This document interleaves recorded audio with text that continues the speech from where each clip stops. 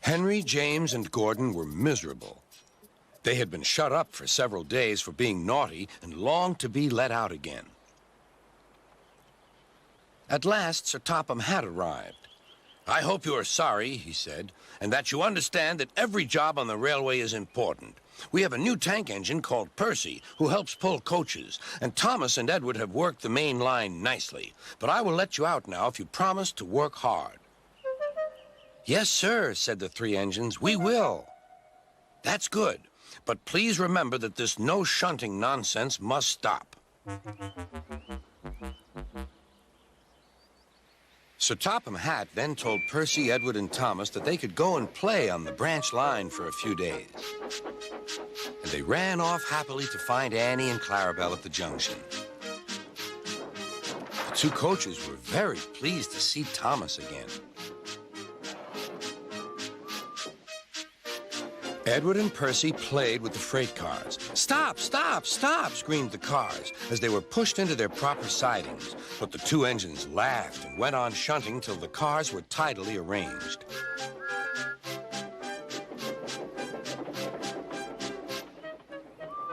Next, Edward took some empty cars to the quarry. Percy was left alone. He didn't mind that a bit. He liked watching trains and being cheeky to the other engines. "Hurry, hurry, hurry," he would call, and they got very cross.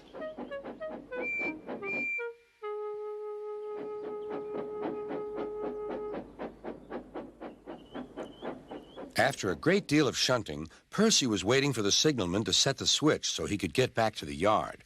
Percy was being rather careless and not paying attention. Edward had warned Percy, "Be careful on the main line. Whistle to the signalman that you are there." But Percy didn't remember to whistle, and so the busy signalman forgot him.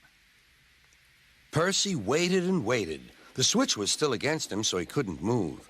Then he looked along the main line. "Beep, beep!" He whistled in horror, for rushing straight toward him was Gordon with the express. "Oh!" groaned Gordon. "Get out of my way!"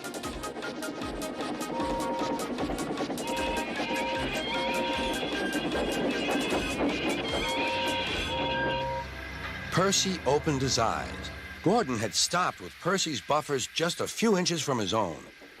But Percy had begun to move. "I won't stay here. I'll run away," he puffed.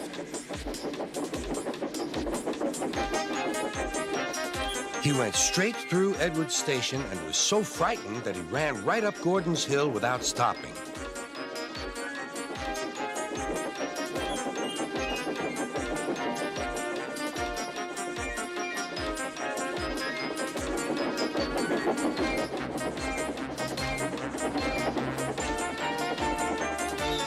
After that, he was tired, but he couldn't stop.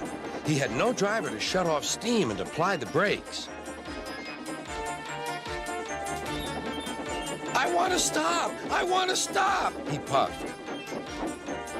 The man in the signal box saw Percy was in trouble, so he kindly set the switch.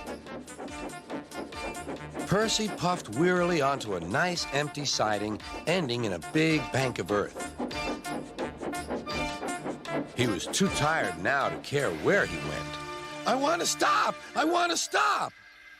"I have stopped," he puffed thankfully. "Never mind, Percy," said the workmen as they dug him out. "You shall have a drink and some coal, and then you'll feel better." Presently, Gordon arrived. "Well done, Percy. You started so quickly that you stopped a nasty accident." "I'm sorry I was cheeky," said Percy. "You were clever to stop," replied Gordon. Then Gordon helped pull Percy out from the bank. The two engines are now good friends, but Percy is always most careful when he goes out on the main line.